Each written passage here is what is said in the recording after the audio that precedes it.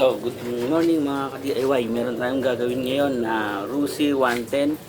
Malakas ang kanyang kuryente pero ayaw niyang umandar. Rusi 110. Tingnan natin kung gaano kalakas yung kuryente niya. Ayan. Tandaan natin.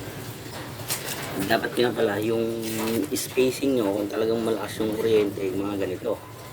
Ayan, mga half inch siguro yan. Ang ganyan para malaman nyo talaga kung malakas yung kuryente niya. Sipakan natin ha.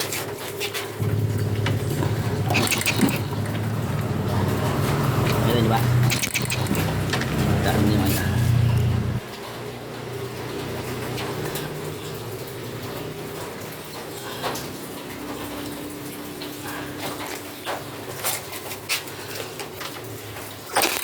Yun.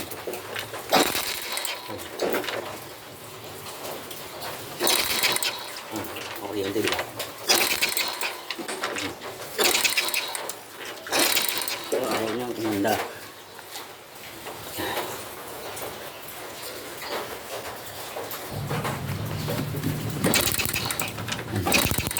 Di ba?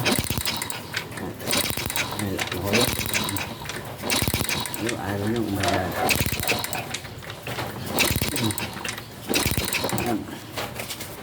Binili natin ng bagong karburador yan.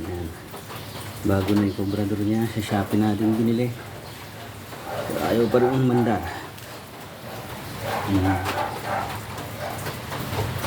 Tanggalin natin yung spark plug para malaman natin kung meron siyang presyon. Ganito lang yan. Ito, para malaman nyo kung may presyon yung motor nyo, kuha lang kayo ng plastic.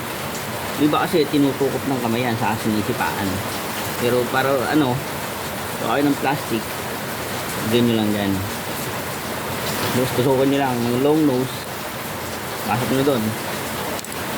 Pag yan sinipaan nyo at lumabas, may presyon. Pero pag yan hindi lumabas, walang presyon. Testing natin, medyo malakas ang ulan. Testing natin ha. Pag lumabas yan, sipaan natin. Yan, ayaw lumabas. Ibig sabihin, sipaan siya pero wala siyang presyon. Saka yung ano niya, nakakamay na lang yung ano niya, oh. Pakadaling kamayin. Kaya ang gagawin natin dyan ay babaklasin natin ito. May butas dyan yan. Doon may singaw. Hanapin natin kung saan yung singaw niya sa makina. Dito lang yan. Sa piston ring, sa barbola, tingnan natin kung saan yung singaw niya. Okay? Well, dyan lang mga ka-DIY.